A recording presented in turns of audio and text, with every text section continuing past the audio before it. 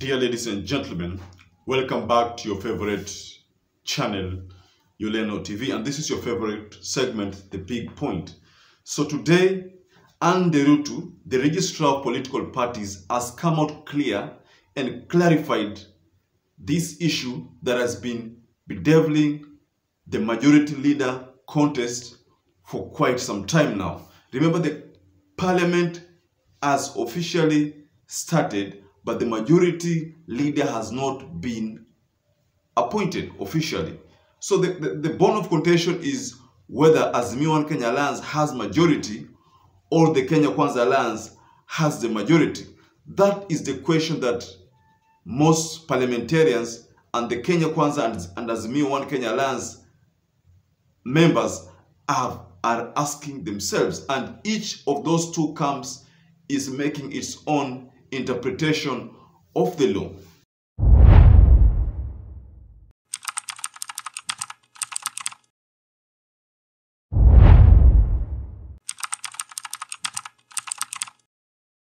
When I say majority party, it includes those who have started contracting new marriages without a proper divorce. I've had them try to say they have some numbers.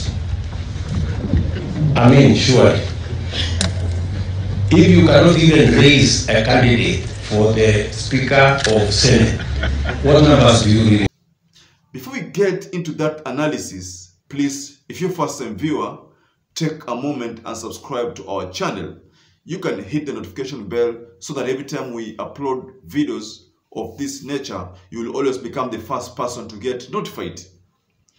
So now, ladies and gentlemen, this issue of the majority leader has been going on for quite some time now. And from what I see, I think this is one of the most important roles in the parliament, the National Assembly. So we know very well that Azimio One Kenya Alliance in total has the majority members as opposed to the Kenya Kwanza. But if you go to the individual party members, then I think it's likely to go to UDA, if I'm not wrong. But the coalition party with majority members is Azimio One Kenya Alliance. Before today, NDERITI had dropped a bombshell on Azimio One Kenya Alliance, and this did not augur well with the camp, because NDERITI said that it is true that the umbrella, the Azimio One Kenya Alliance umbrella, has the majority, but most of those members decamped to the Kenya Kwanza. Talking about Maendeleo Chap, talking about Pan-African Alliance for Power, that is for Amason Jeffa Kingi. Let's talk about UDM, the party that is from the northeastern area. So those were some of those parties that formulated Azimio One Kenya Alliance, but they decamped because they cited unfairness in the party. So they decided to decamp to Kenya Kwanza Alliance. But the only thing that is making Azimio One Kenya Alliance stand out and look like be the party that is going to win this contest is that there was an agreement that was deposited by the Registrar of Political Parties that any party cannot withdraw 3 months before and 3 months after the general election. So if that rule is to be applied, then by default, Azimio One Kenya Alliance is the majority umbrella party as opposed to Kenya Kwanza Alliance. But if that rule is not going to be applied, then Kenya Kwanza Alliance will carry the day. But the problem lies again here. NDERITI has come out clear and clarified this matter. But the ball will go back to the Speaker of the National Assembly. That is Moses Wetangula.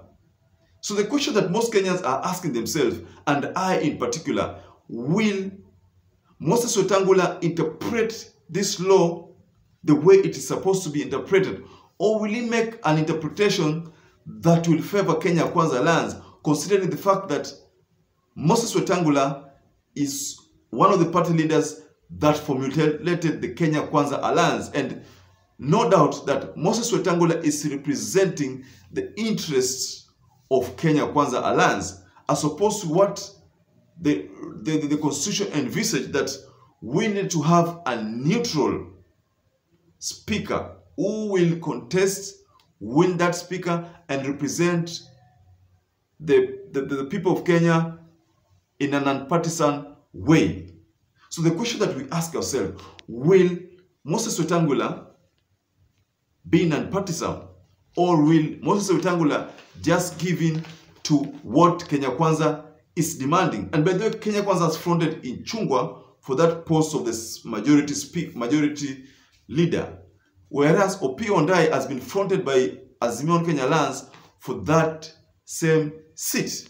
So the question that is we beg to ask ourselves is, will Moses Wetangula abide by the law, stick to the law? That is only time will tell if that is the case. So ladies and gentlemen, in Duale's school of thought, it says that Azimio was registered as a political party that only fielded one candidate, the presidential candidate and the deputy presidential candidate. That is what Duale is using to be able to shoot down this Azimio Kenya Alliance quest, so that Azimio cannot field a majority leader but field a minority leader. So ladies and gentlemen, I think this is what Duale insinuated. So the intrigue to this matter is that the speakers of the both houses are the ones to determine this matter. Like I said previously in this analysis, that the speakers are the ones who are supposed to determine this matter. So the question that we're still going to ask ourselves is about whether the speakers will be non-partisan.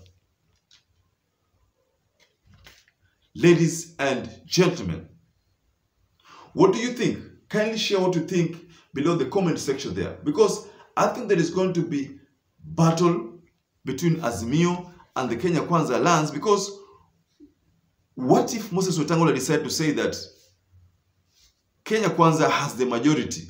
What is likely to happen? Because from what I see, NDERITI has come out clear and said that the final decision lies with the speakers. But he has set the record straight that Azimio Kenya Alliance has the majority members in this August House, 13th Parliament.